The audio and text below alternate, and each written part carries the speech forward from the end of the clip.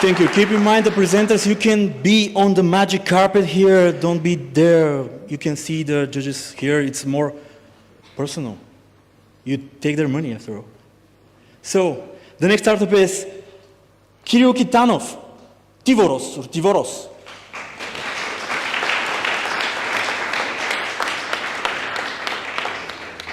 Okay, who's attending Pitch2Pitch for the first time? Raise your hand. Nice, enjoy.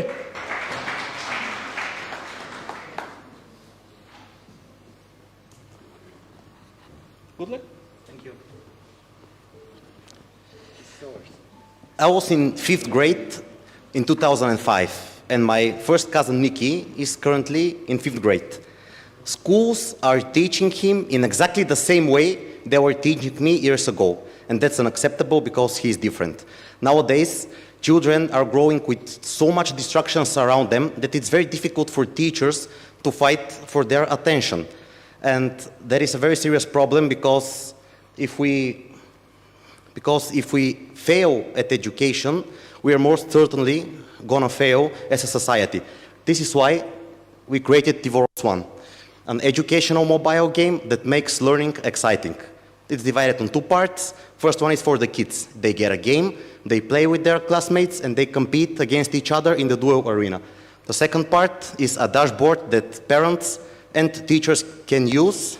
In our dashboard, they can actually track real life, the progress of each and every kid, strong sides, weak sides, and they can send homeworks and send them specific problems. Thank you.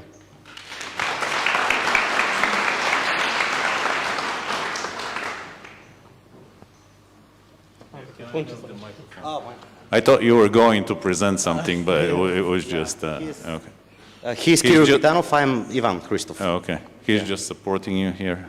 Yeah, he's my special half. Oh, okay, cool. Anybody has questions? Not in that way, but... All right. Congrats, guys, on the great partnership and on the great presentation. Can you tell us a bit about the performance of your game? Do you have a MVP that you've already tested out, and do you have some performance stats on whether you're able to keep and retain the attention of children? How do you improve their education? Let's say some KPIs that are actually showing that your product works, and what type of frameworks are you using in order to achieve that? Yeah, sure. So we have an MVP, which was released a week ago, actually exactly 6 days ago. So far, I mean, we still haven't launched it on the market, but we have 43 pre-sales on Kickstarter, which we just launched it to see how it's going to go. And we have around 65 users currently in the game. We're actually going to do our pilot testing in schools starting, I would say, next week or in around 10 days. We're going to provide our game to 5 schools, 2 in Sofia, 2 in Blagoevgrad, 1 in Plovdiv, and so they will start doing tests of the game, and then we're going to go to collect some feedback, see how kids are reacting, how teachers like it. Yeah, so we're just at that stage of our development, but our MVP is ready, and it's actually on the Play Stores. It's available for Android, it's available for iOS. And yeah, another thing is, before we actually started, because we already had 2 rounds of funding. Before we started with the first accelerator that we participated, we made a huge market research. Not so huge, but we made qualitative and quantitative interviews with parents, teachers, and kids, and the results were actually pretty promising. Around 85% of the parents and teachers said that they would be willing to pay for the game, but we're just about to test that next week when we provide it on the market. And what is the scientific framework that you're using in order to achieve the, let's say, the goals that you're setting out to achieve? And what are those goals? When you're saying an educational game, what type of education, what type of knowledge? Is it math? Is it STEM? What's the direction that you're going to help children? Yes, so currently it's a mathematics game. We're aiming from 2nd to 5th grade, and right now if you download the game, the MVP is with mathematical problems for 4th grade, which are actually pretty difficult. You're going to be surprised, because when you say 4th grade, I was expecting something very, very light, but it turned out that we were wrong. But yeah, and we're currently we're working to implement geography as well. That's a subject. So I would say in about 15 days, we're going to be in the middle of the tests about the math, but we're also going to incorporate geography. Maybe the specific thing about our product is that we actually worked with a lot of kids while we were doing the game. We had meetings with them, interviews. We very well researched what types of games they actually play, because one of the big mistakes when it comes to our competitors and other games are that they were actually creating games for 4th graders, and they actually made a game for a 4th grader. And that's a big mistake, because kids are playing games for grown-ups. So in order to win their attention, you actually have to create a bit of a more advanced game, because if kids don't play it, it doesn't really matter. I would like to ask you about 3 numbers. How much did you raise, how much did you spend, and how much are you looking for right now? Our first round was with an Elevate AUBG accelerator. I think we raised 5,000. Euro level. Dollars. $5,000. Yeah, of course, AUBG. Yeah, AUBG. We spent them. Then we raised from Innovation Capital. We raised 25,000 euro, and currently we have 730 level left in the bank account. And we're going for a round of about 200,000 euro, and we have already negotiated 1/4 of it from an angel investor. We're looking for 200,000 euro because we need to grow the game in 3 different. What valuation did you close with him? I mean, I would like not to discuss that right now. This is the most important. Come on. Yeah. Okay, guys, business-wise, what is your strategy to scale the business? I mean, you're going to bet on this particular game, or are you going to issue different titles after that? I mean, the reason why we started with math as a first subject is because it's very easy to go abroad, to go worldwide, because mathematics is the same. You know, when it comes to history and stuff, they can differ from different countries. But our plan is to start with a B2B model here in Bulgaria. So we're going to be selling to schools, and eventually, I mean, to be completely honest, our idea is not to make good profits on the Bulgarian market. We're going to be aiming to achieve that when we grow outside. Because we know that, I mean, private schools will not have issues from what we've talked so far when it comes to purchasing the game. But when it comes to public schools, it's going to be a little challenging. So it would be much more beneficial for us to use the Bulgarian market as a perfect, huge validation, provide the game here for a little bit less money. And I see.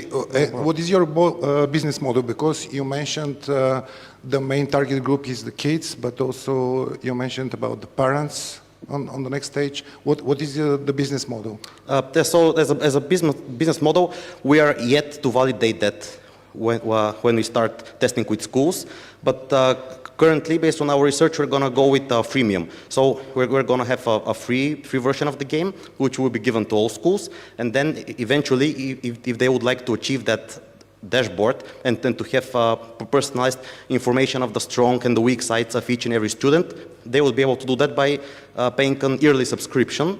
And if they actually want to go a little bit further on level 3, and in that way they're going to have the dashboard, but they can also have control of what types of problems the kids are actually going to get. And teachers will also be able to send homeworks, and on the dashboard they can see the performance. Okay, and you mentioned about business, B2B business model. What do you mean? You're going to address the schools? We're going to be selling to schools, yeah. Is this unique product, or there are other companies that are having similar products in Bulgaria or abroad? In Bulgaria, it's a new product.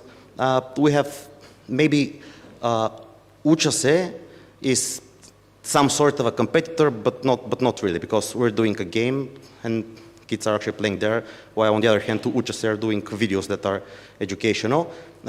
When it comes to Europe and worldwide, we have competitors, but we haven't seen a successful mobile game, which is interesting.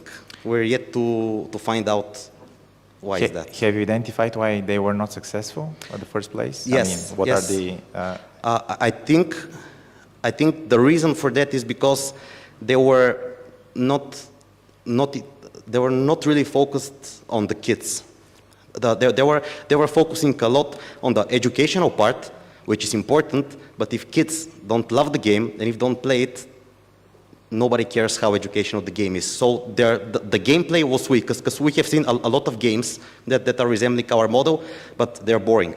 They're like, some ducks, you are shooting them. How many ducks? And the last question before I pass the mic to the colleagues, what is your sales strategy? Because are you going to go school after school abroad? Or, I mean, how do you plan to do it? Yeah, I mean, for sure, we're going to go school after school. I mean, at least for the start. The good news is that we have contacted 5 schools last week, and all of them agreed to meet us, and we're very happy. So this is a good validation, but it's not strong at that stage. Maybe in a couple weeks, I can share more information. But I believe that once we have maybe around 20 or 30 or 40 schools, the game is going to get popular, because schools talk to each other, the headmasters talk to each other. And another thing is, I mean, we also have 3 tricks that we're going to have tournaments between schools. There are going to be competitions between kids. So they're going to find out about the game, and it's going to grow. I really don't know much about the industry. I think this is a field that it's going to grow and develop, so you're on the right track. How much did you say was your first investment? $5,000. $5,000. So I know we have so many people from the investment community here, and I don't know why anybody would write a check for $5,000. And just wanted to make a point here. I mean, if you're an entrepreneur and you look for money, just don't take $5,000. I mean, it's nothing, right? With the inflation and everything, it's not worth the contract. It's not worth the time. It's worth nothing. Just don't do it. Look for something more. I mean, you're better than 5,000. Yeah, no, you're absolutely right. And I didn't mean to say that you went wrong, right? But just in the future, I think it's a good practice. We look for some bigger amounts here. Yeah, and thank you for that. Okay. Thank you.